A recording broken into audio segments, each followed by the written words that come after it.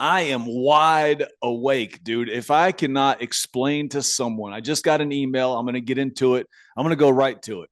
We got Oh, so much to man. get. We got so much to get to today. I had so much stuff I needed to say. Go ahead. Say it.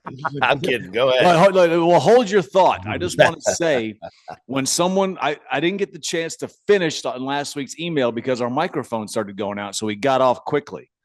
Yeah. And the fasting he said he gets up at 5:45 or 6:45 a.m. He goes to work at 9 a.m. And then he just can't imagine. And I'm not crapping on you at all.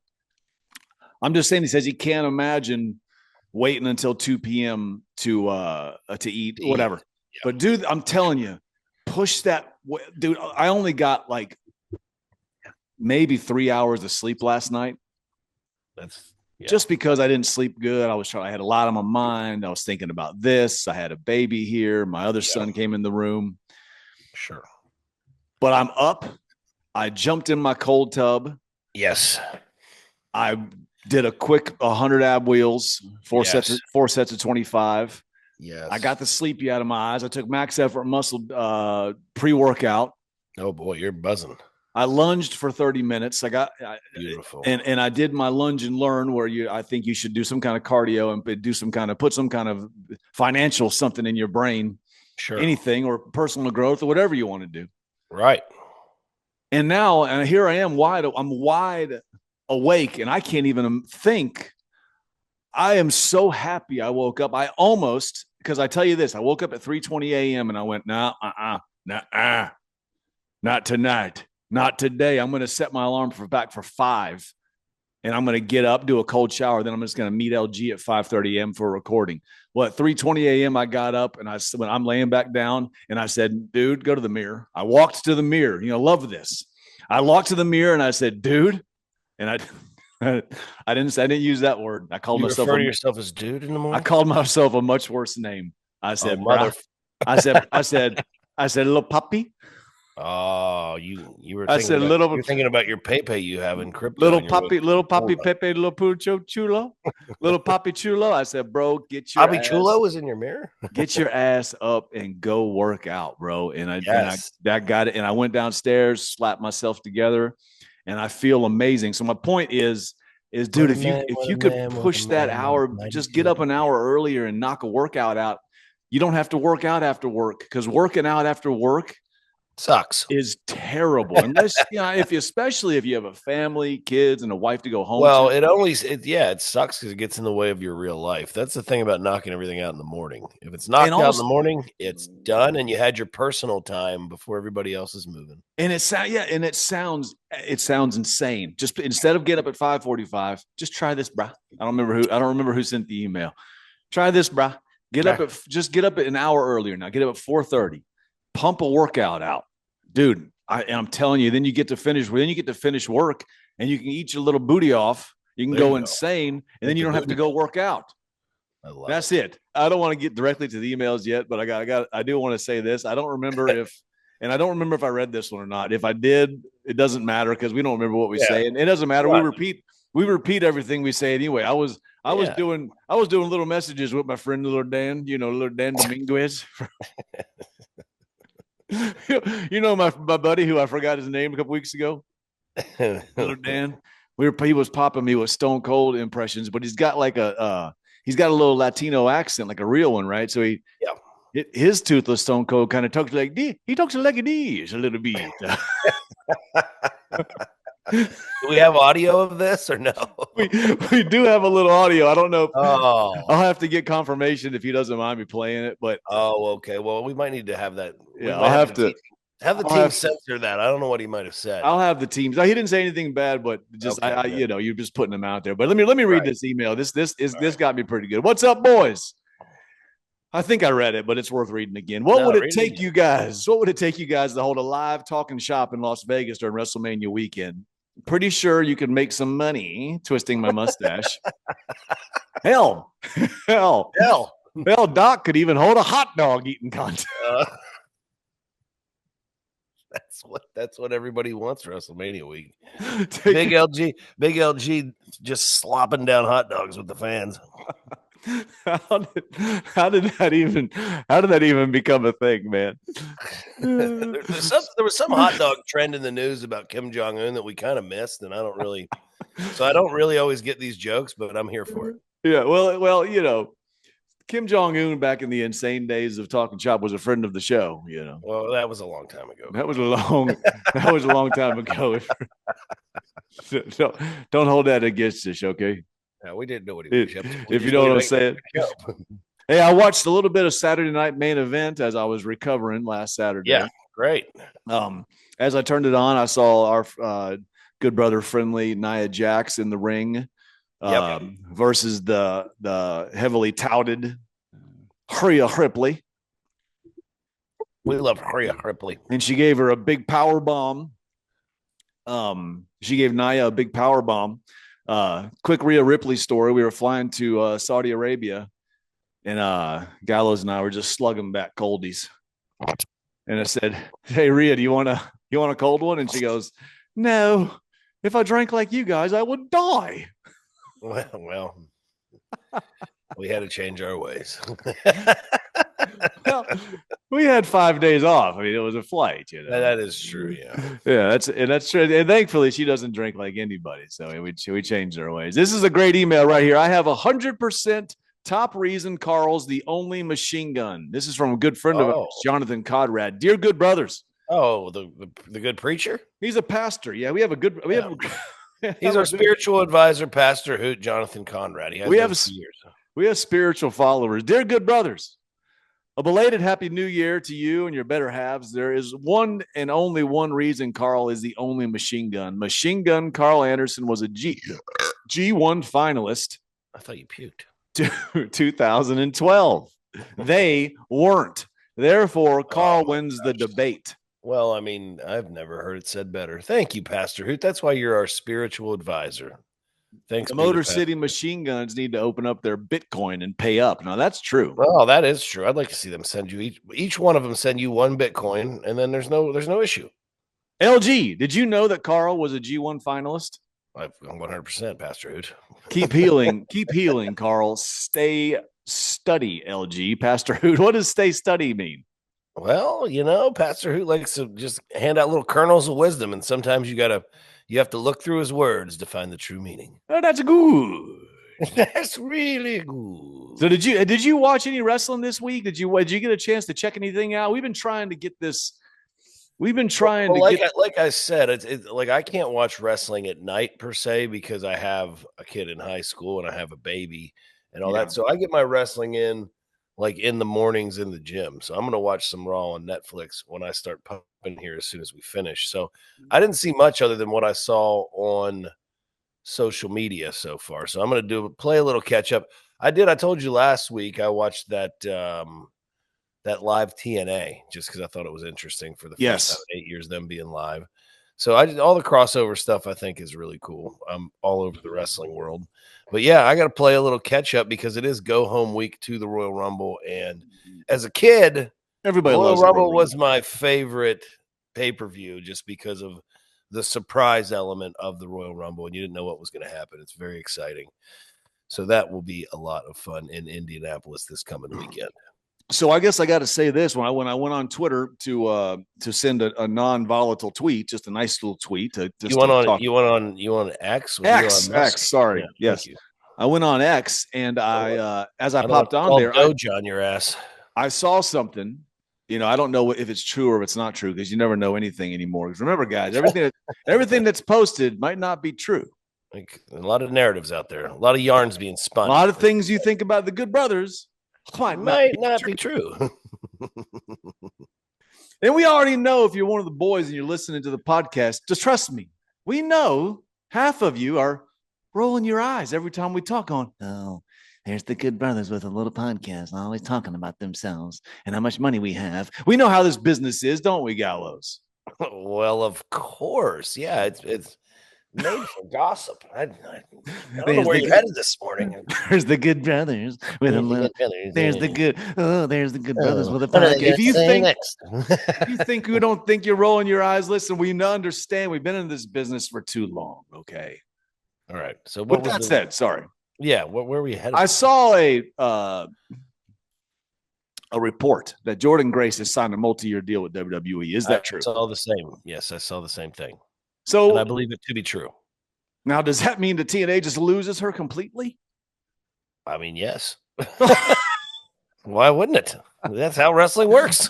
Oh man! Now, I can. They have a 3-year working agreement, so I'm sure that she could make a sporadic appearance. But yeah, I mean, I think. But Jordan Grace, you think about her trajectory and the lineage of all this because she was one of the first girls from TNA. I think Mickey James, but Mickey James had a 10-year WWE history to show up like under a TNA contract and appear in WWE. But Jordan Grace, too, was like the first strictly TNA performer, solely contracted to TNA to come over and appear. And I don't know the history of it because we were in our own careers at the time, but it had to be. It's more than a year ago. It wasn't last year's Rumble, was it? It was probably the Rumble before that, maybe. I'm not Mickey, 100% sure, but I know that Jordan was like the first TNA person that was strictly TNA to show up in a WWE ring. And I know that they were impressed with her performance. And then we saw her several times after that. If you remember, she was in Las Vegas at the UFC complex when we wrestled the NXT pay-per-view there against Fraxium. She had a match there that night. There's been a lot of interaction between her and WWE. So I think that it was kind of known got it. backstage in TNA that this was coming. In fact, a trusted source over there who's more than just a wrestler now. I remember him telling me that when I saw him like 6 months ago, like, yeah, we think we're losing Jordan to WWE, but it's all good. Everybody's happy. I think it was the next logical step for her because she's she's got the style of a WWE performer, I'd say now. She's turned herself into something very unique, very special. So I think it's a good pickup for WWE. And hopefully she'll be able to jump back. I also saw this morning, which this is interesting because we This, haven't been on the road a ton. this is great Um, reporting, LG. Great reporting. oh, thank you, babe. The LWO appeared last night, and actually that may have been the JD McDonough match. I have to go. I have to watch Raw on Netflix. But anyway, they See, said I was reading the report this morning when I was doing my pre-podcast routine on the throne that that the WWE transfer portal is open. Have you heard of this? ooh, The WWE transfer portal is open, and I think that when Raw and Netflix started, that means that superstars can enter this transfer portal. So last night was the last night that Zelina Vega will be appearing on Raw. She is moving over to SmackDown because she entered the transfer portal. Now, I'm not one to speculate, but there's also a lot of online speculation right now that her real life husband may be returning to WWE. Does it all tie together? I don't know. I'm just sitting here podcasting, but I'm speculating. Yeah, we don't speculate too much. I'm going to speculate something though. Jordan Grace, she got a big reaction at her Royal Rumble appearance, correct? And then she was, I would say, I'm going to compare it to this. She is right there with me in there, as in getting massive reactions for never ever showing up in WWE before, and then showing up in WWE like I did at Staples Center in 2016. Got a You did. huge That was the reaction, first time you'd ever appeared on WWE television. Great point. massive reaction, and she got a good reaction too. So hey, we're in the same club. I love it. You guys are in the same club. You guys are doing the same bench presses. It's perfect. I think she could. I think she's doing some good bench press in there. I don't think you can bench press as much right now with your shoulder, but what do you think? I can't bench press much. What do you think her bench press is right now? Well, now I don't want to over speculate here, but I will say this. I always said this about people who are shorter in stature are better bench pressers. So Jordan Grace has gotten herself into best shape of her life, looks phenomenal, a very strong woman, as we see come through in her professional wrestling in ring style. And she's not real tall. I don't compare her to Kali a lot. So I would say that her bench press is pretty high because I don't think that she has to the length of the press is not as long as my press. You know what I'm saying? Something I might as well just get. I used to be a big bench presser, but then, once both of my pecs tore, I had to start training my chest ladder. So what was your best bench press? My best bench press was 440 pounds, but I did that like before my 20th birthday, and I haven't done it since. So It's a lot. that's it. Yeah, but it was also many moons ago. I don't know if I've told this story, but my debut at New Japan Pro Wrestling was against Kanimoto in Nagoya, Oh no, yeah, in Nagoya, Japan. So I was very nervous before my first. Probably, I didn't know this, but this was the opportunity of a lifetime. I had just signed a 3 month. I signed a 3 month contract. And this is them. This is your first test. This is my first. Far. This is my first match out the bar. Yeah. I didn't. You can hope and pray and think positive thoughts all you want, but I didn't know that in 2008 that 15 years later I was going to have this incredible career, right? Sure. I didn't know this, but I remember this day before I wrestled Kanimoto. I saw the boys were working out; they're doing their weights. I see Tanahashi, I see Shinsuke, all your top stars of 2008. Goto. So backstory on this too: New Japan would travel. And they'd bring a box truck and they bring their own weights. They still do because there's, it's a touring company. There's not a lot of time to go run to the gym when you're traveling by bus. Yes. And then the young boys bring in all the weightlifting equipment. So while the fans are outside waiting to get in or doing whatever, the boys are in there pumping iron. Yeah.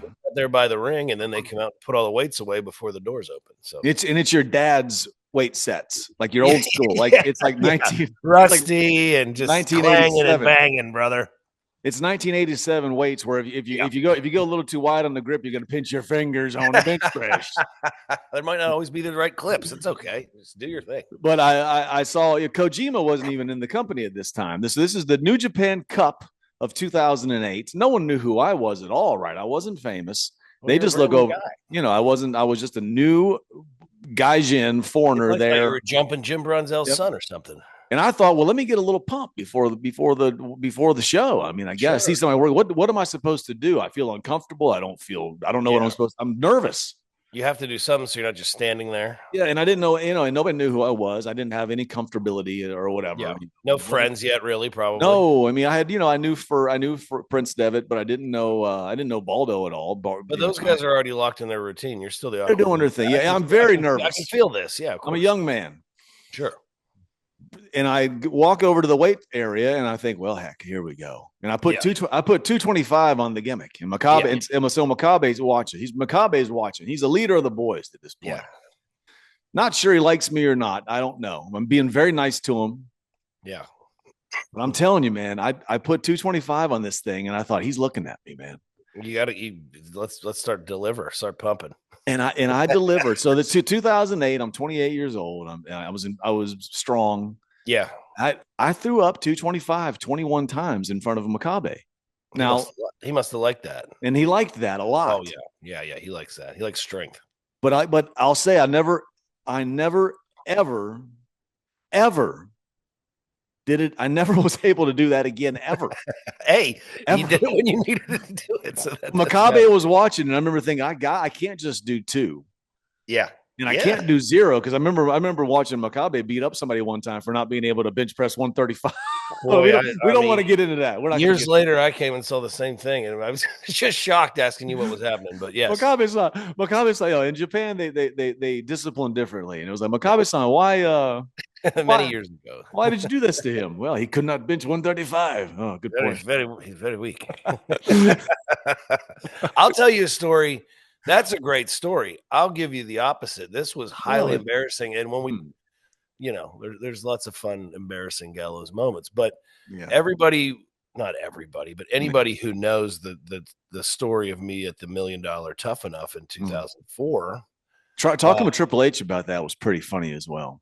Yes, and they know that my the drawstring broke in my shorts, and little gimmick was hanging out, flopping around. Yeah. Everybody knows that part of the story if you've heard it on here before. But what else sucked about it? Little gimmicks are flippy flopping on the sand, flopping around in the sand. But it's combine style, so it's just like going to the NFL combine. So they throw 225 on and you pump it out, and I mean. Again, this is like after the first torn pec, and it's a major torn pec. It's not off the shoulder. It's out in the middle. So, like, I looked okay, but I didn't have my strength back yet when I got out there. So I did 225 like 4 times. They were like, why are you that big and you can only do 225 4 times? Then I had to get up and like pull my thing over and show him the giant scars. Like, well, I just had this pectoral repair surgery and it ain't come back yet. So that sucked too. Because they were just like, really I mean, here comes this big brother up here. Let's see what he can do. And I go, oh boy. And I mean, I remember before, tearing the pack, the 225 is a benchmark thing. Can you do 20? Can you do 25? How many can you do? And then I did 4, and they go, what's wrong with you? I go, well. We're just feeding right off of each other. I was a pretty highly touted, I had an amazing junior high school baseball career. Yep. Junior year, amazing. Committed to Mars Hill. My senior high school, I'd already kind of checked out a little bit. Maybe you're coasting a little. Kind of coasting on my previous on your previous laurels. My previous laurels. People might say that about us now. Not the case. We're hungrier than ever. So I get to Mars Hill College. Yeah. Day one of college. Day one of practice. Yes. We have to run now. Take this in. We have to run a 6.5 minute mile. Yep. And I trained all summer. And when I say I trained, I would run a lap as fast as I could and then time it and times it by 4. Oh, I got it. I never once tried it. That kind of shows. And again, I was thinking I'm going to go off my past laurels. Yeah. If I could do this lap that fast, I got no issue. So I get there and I realize, oh God, now the real deal's here. Now we actually have to run this. And you're not allowed on the field until you get this 6.5 minute mile, which in my opinion, that's the Olympics, if you ask me. Here we go. We're all running. I'll never forget this. We turn the first, so you take off. You got to run 4 laps around the track. You run 4 laps around the field, yeah. 4 laps around the track is a mile. Yep. I turned the first 200 meters, and I heard one guy go, because I'm in the country. I'm in North Carolina. Yeah, right? yeah. So we're all country boys. I hear we hit the first 200 meters, and I hear a guy named Lee go, "Oh shit." I've known a lot of Lees in my day, man. Bro, I'm telling you, I could feel his pain because that first 200 meters, I thought, should it really be hurting this bad? Because maybe not even the first 200, man. That might be the first 150 meters. But I ran. So anyways, I'd run the 4 laps. I go through, I fall down, and I think, of course I didn't make it. Yeah. They come over and they say, you guys all passed. You guys all passed. And I'm thinking, huh? What? He goes, you go back to your dorm. And I'll never forget, bro. So I'm walking back to my dorm, which is all up in the mountains of Mars Hill, North Carolina. I'm all over the place. I can barely see. I'm dizzy. I'm falling over. I take a shower, and for an hour, I can't see straight. And I cleared the 6.5 minute mile, and I truly wonder if I really cleared it or if I was just close enough that he let us all just pass. I remember we had to run a 7-minute mile for high school football, Fort Hill High School in Cumberland, Maryland. We had to run a 7-minute mile for high school. I never ran it right. I never got it. Well, so that was my point. If you were a lineman, you had to run a 7-minute mile, but like skill positions had to run 6:30 or under. And I remember only once I was like a sophomore, and for whatever reason, I was really worried about the mile that year, and I ran 6:28. And I mean, I got done. I went, my God. Oh. And then I never, ever did it again. Do you remember this just reminds me, I was thinking about the boys listening to us have a podcast. Of course, the Good Brothers have a podcast. I was thinking about you got a lot of hate for the boys this morning. No, I love the boys. I love the boys. I don't mean hate for the boys. Just you got a lot of vigor this morning. I love the boys. I love the boys. We just know how the boys are. Oh yeah, the boys. But it reminds me of this though. We were like when Hawkins says, "Bro, I listened to the No Talking Shop." Oh my God, it's completely different. Bro. Yeah. So it was me, Gallows, Hawkins, and Gender. Me, Gallows. Let's just say me, Gallows, and Hawkins are in a car together. We're going through somewhere South Dakota where we have to find these. We got to find a really crazy hotel off the side. Well, Gender was in there too. Was it the 4 of us with Gender? Yeah, it was the 4 of us. Well, I think that's because Braun and Gender hit a deer. They hit a deer and we had to pick them up. And we had to pick up Gender and Braun.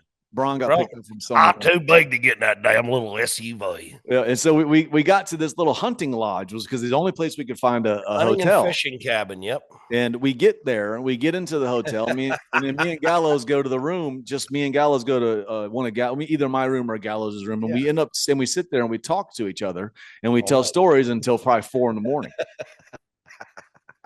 We get into the car and it's just me and Gallows in the room talking. To head off to the gym. Yeah, there's no music. Yeah, no. And we get in having a conversation. We get in the car the next day. Hawkins goes, bro, there's no way I couldn't sleep at all, bro. I mean, I hear Gallows and Carl in there just talking, just blabbing away till 4 a.m, bro. I'm thinking you guys talk to each other the whole entire ride, bro. What more could you possibly say to each other? What could you possibly need to say to each other, bro? How do you think of more things to talk about, bro? I just picture him trying to sleep with his little head up against his cabin wall and just hearing us babble and cackle all night. Well, especially in our non-repentant days, we had a lot of rubbish we talked about. Well, yeah, we had our supplies with us. We had everything. Email from Scott. Hello, Scott. Hey, Scott. This is Scott Gilliand. No, I thought it was Flash Norton. Hey, team. Please pass this. The team passed me the email. Thanks. Oh, well, yes, of course. Please pass his email to Carl so that he can read it on the show. He put a couple of periods. Now he's being funny. Please pass his email, period, to Carl, comma, so that he, comma, can read, period, it on the show, period. I know how he loves when fans use great punctuation there, you see. He does. Yeah, he gets it. Now that I've gotten on your good side, BL, I'd like to. Who's BL? I think he's calling you B-double-L, maybe? I don't know. I'd like to put over the big LG. Oh, please. We know from a previous pod that the dad from Dad's For Real was vetoed by Carl for being, quote, not funny, unquote. I'd like to take. See, this is an old school fan then because no one knows that I vetoed it. You sure Gallows and Rocky did this thing called Dad's For Real on. I'm talking about this is back 2014 on the pod. No, we didn't do it. It was our first sponsor. Whatever. First dadsforreal.com, Dad's For Real, and this guy would come on, and it was Gallows and Rocky doing this. And I'm listening to this thing. Go, what are we doing? And it got a fan base. Obviously, Scott loved it. It was an advertisement for a dating site for single dads. I don't know. We know that the previous pod that Dad from Dad's For Real was vetoed by Carl for being not funny. Ashley. Yeah, see, I'd like to take a minute to recognize that while the dad from Dad's For Real might have not been funny, it was a pretty fun. It was a pretty. See, the people that don't know this are just like, all right, guys, stop laughing. It was a pretty funny premise, and I really appreciated the creativity and motivation that it took to make those. LG, thank you. You got a real knack for creativity, and I thought it was pretty cool to see it shine through in such a weird way. Also, this might be the best email ever. I know. Also, your quote, Undertaker conflicted about products in the grocery store, quote, bit was hilarious.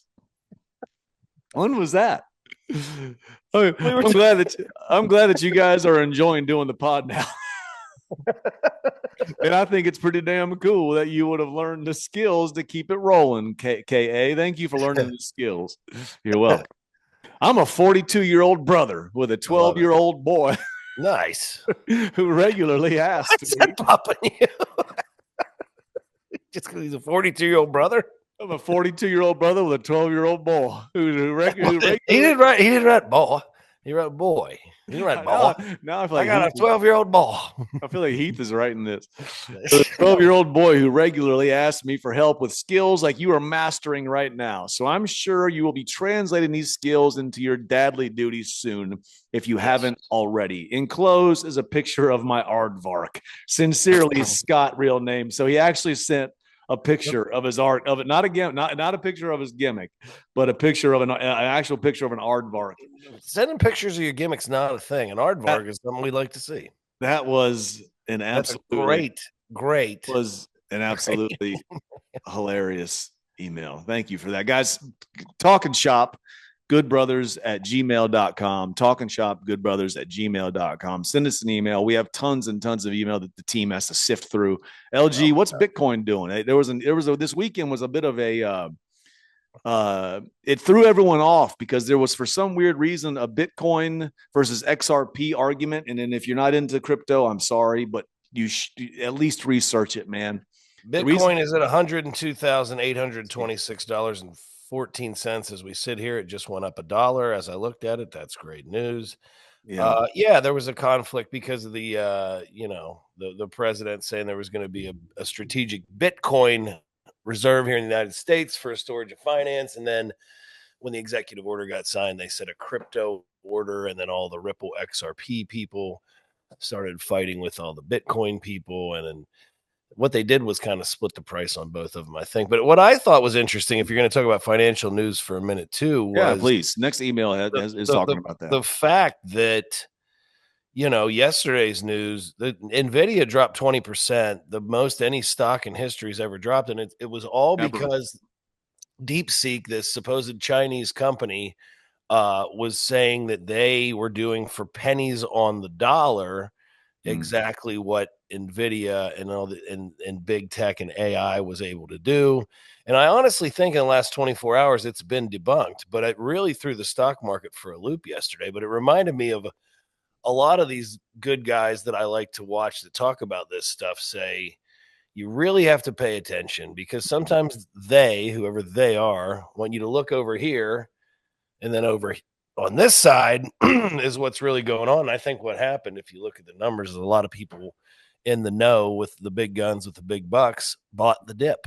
They bought it in crypto and they bought it in that AI space because maybe they intentionally dropped the price. Who knows? See, and listen, LG and I are not financial geniuses. Don't take advice from us. Do your own research. It's just interesting to me. We're not financial whizzes at all. The reason we talk about it is because we're passionate. Because we're true brothers.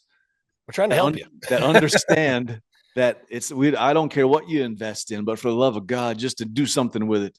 Yeah, please, because next thing you know, you're 10 years deep into something and it's like, oh, I don't have this for this. Oh no, you don't want to be in that situation. Yeah, you don't want to be. We're real brothers, so we know what it's like. So just look into it. You know what I'm saying? Crypto Me Softly is the subject. Here we go. Good morning, good brothers. This is from Chase Hunter. Hello, Chase Hunter. That's a pretty good indie wrestling name. My name is Chase Hunter, and I live in Hagerstown, Maryland. Hagerstown, Maryland? Home of the original House of Pain Wrestling Federation and John Rambo. Is that what he's about to say? Home of the shrine that is Superior's Pro Wrestling / House of Pain Wrestling. Yes, of course. Neil the Power Superior. God rest. I'm a special ed teacher in Frederick County, and a fraction of my kids are wrestling fans. Love it. We often quote "too sweet" unquote in the hallways, and every now and then I get a Roman Reigns-esque acknowledgement. Perfect. I could continue this deep dive of an introduction, but that's for another day. Oh, perfect. After listening to many of the repented episodes and all the disclosure on investment in crypto, I decided to take a shallow dive into crypto. Nice. I connected my Coinbase and spent a small sum of money question mark to start. I bought into XRP, bonk, and bought a sliver of Bitcoin. Watching the movement of the funds is fun, and the plan is to keep adding as time goes. Now, thank you for the entertaining podcast. I end with a grouping of quick points. Okay. LG, I too have been to Spook Hill to have soldiers push my car. Yes. I was talking about this. It's a real thing. If you have any guests on the pod, my number one choice should be Barry Horowitz, our favorite fall-down man of all time. That's right. Slap yourself on the back. Carl, would you put over the pic I sent? How's my grammar? I did not use AI. That's good. Lastly, can I get a shout out to my man, Randy the Rhino Taylor? Oh, hello, Randy the Rhino Taylor. He's a good brother here in Maryland who is blue collar to the bone and one of my best friends. Thank you. Love it. Brother Me Softly, Chase Hunter. Wait. It looks like what kind of a picture did Chase Hunter send to you? Well, it's like he writes this, and he sent 2 emails. He said, "I forgot to add the photo. It's attached here." Now this, I need to send this. It looks. Oh no. Well, it's an actual anteater. The team doesn't send things to me to to look through. They only send them to you, I've noticed. Yeah. Well, it's an actual email. It's an actual anteater, which is pretty funny. That's funny. Thank you. That's funnier. An actual anteater is actually funny, not those silly, ridiculous anteaters. Let me get rid of a couple of these emails here. It's time to get serious. Okay, all right. Is the subject now? Good morning, Jeff. You're already laughing and shaking your head. Did you wish you didn't read this one? This is from Mike. I forgot that I did pre-read this one. It's funny. Good morning, gentlemen. I can't put this stuff over because I know what our fans are going to do. They're going to take advantage of it, and you're going to take advantage of the fact that you got me to laugh, giggle a little bit, and you're going to stop sending serious emails. You're going to send stuff like this, which is going to make the show not funny. It's a pretty funny anteater. It's a good shot of one. I haven't seen one in real life before. That's good. It's time. The animal. It's time to turn the lights up and get serious for a moment. As we get older, it's only natural to reflect on the past. That's right. Before you were the charismatic, money-making, that doesn't work for me, brother, main eventing 2 a week podcasters. I could keep going, but I don't want to bore you. What is your favorite funny story to tell people from your life? P.S. Jeez. P.S. A special shout out to Ben Wankin. It's wonderful. It's wonderful to hear. It's wonderful to hear that another Ben listens to the podcast. Take care, Ben Jerkin. Yeah, Jesus Christ. That's real funny. Real funny. Real funny. Let's grow up. You know what I mean? I don't know the funniest story to tell from our lives. We've told thousands of them. Yeah, guys, we told you about our whole lives. First off, grow up. Yeah, you probably can just look up the funniest thing that's ever happened. I don't know, but I'll say this. I've always said, like, I don't have a real good fake laugh at all. So I don't do real good with sometimes I don't think I do good with podcasting or with doing conversationalist podcasts. Sometimes you got to have a good fake laugh, I think, or something. I mean, honestly. What are you talking about? Yeah, something like that. And I don't have a good fake. I mean, I got a terrible fake laugh, but when you can get me really laughing, it's good. And it's not often. But LG, right. LG that right there is a real laugh. LG has made me fall down. Like where I fall down, like where when you're standing upright.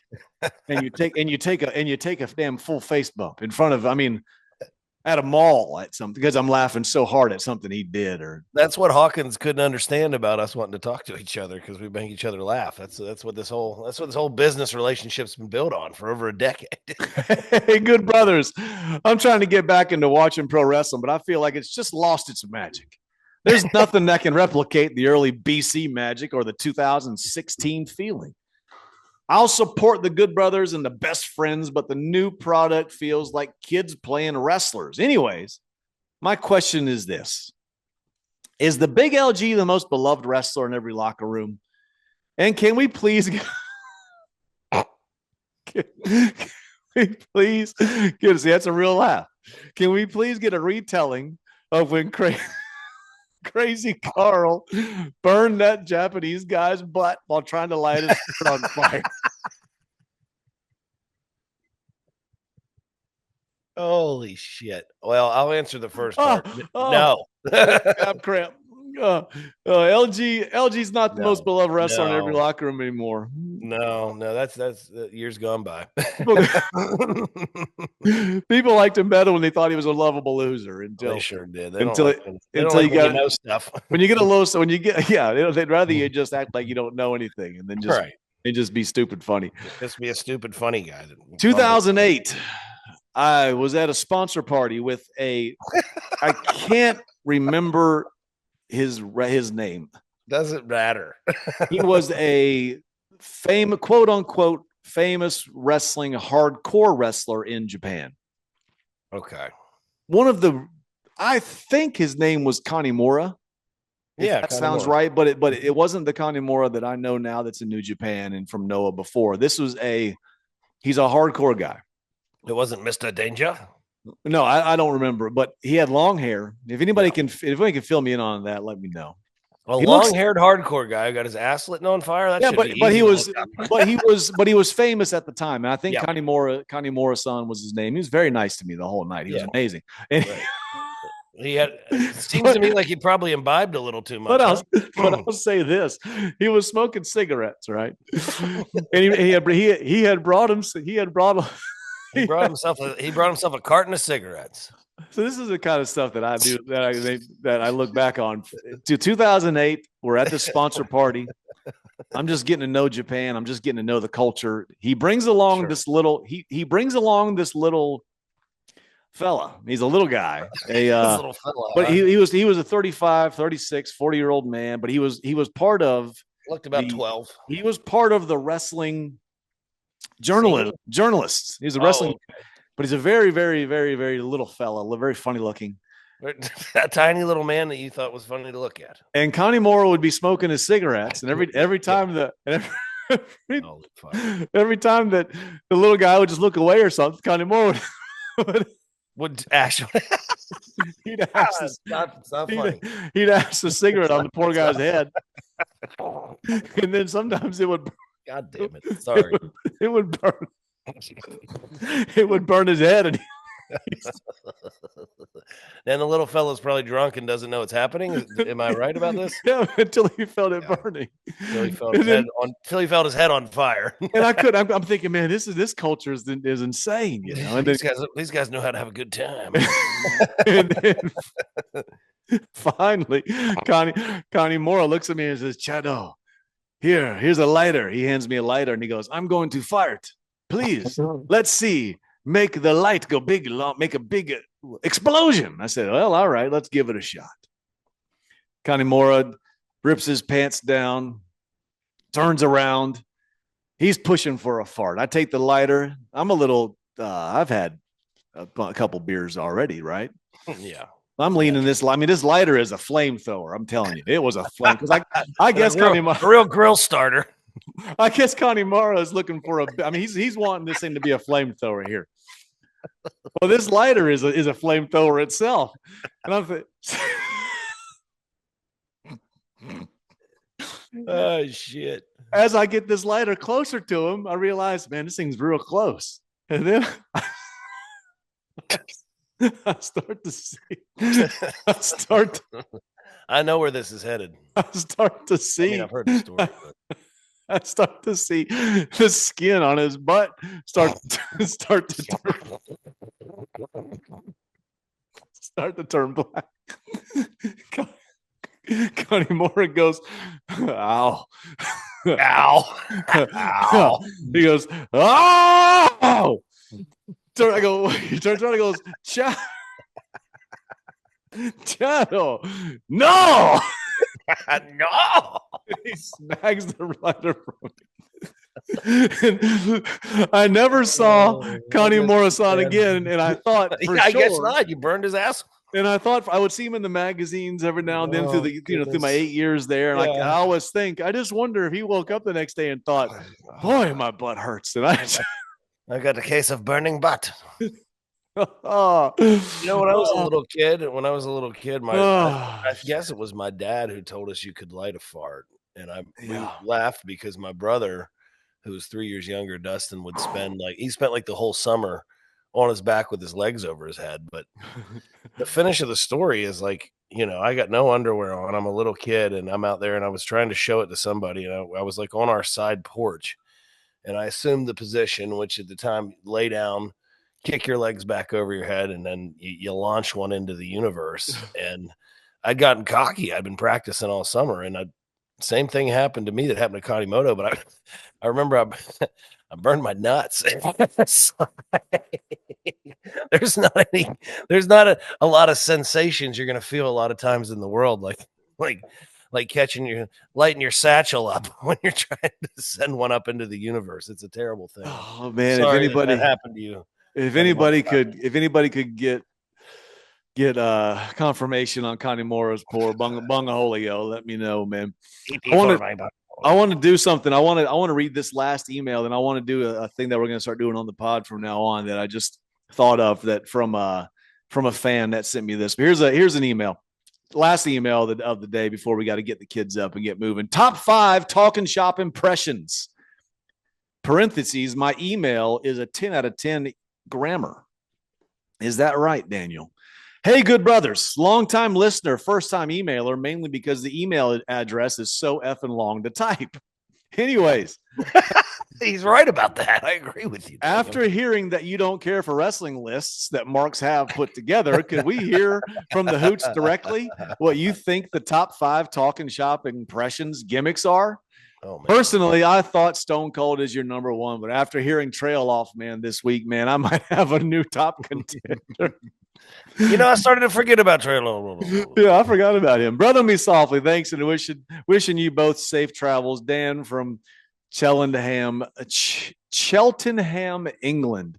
I think Stone Cold has to be number 1. Trail Off Man is in there. Hell Yeah Man was a big one for a long time. Man, hell yeah, man. You got Fink, but I think the ultimate one is going to be this one right here, and this is a new thing we got to do. LG, I want to introduce. So I think the top one that we have is Toothless Stone Cold, and it's because Stone Cold. We have a Stone Cold impression, then we have a Toothless Stone Cold impression. Yeah. I think Toothless Stone Cold impression came from LG just doing Stone Cold and just so going crazy as he started sounding toothless. No.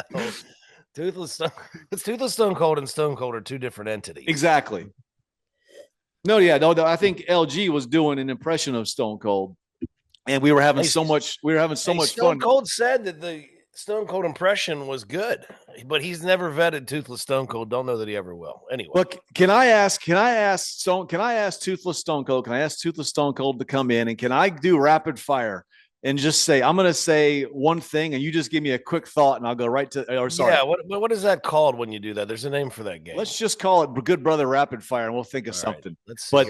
Toothless Stone Cold. Yeah, come on in here. Yeah, well, good damn morning. How you doing? Good morning, Toothless Stone Cold. I got 10 things I'm going to say to you. Can you just give me a quick word or a quick thought as soon as you hear what I say? Is that okay, Toothless Stone Cold? Hell yeah. Did you not hear me? No. I had my microphone down by my butt trying to light me up a little part. All right, Toothless Stone Cold, are you prepared? I'm prepared. All right. The movie The Notebook. Stupid.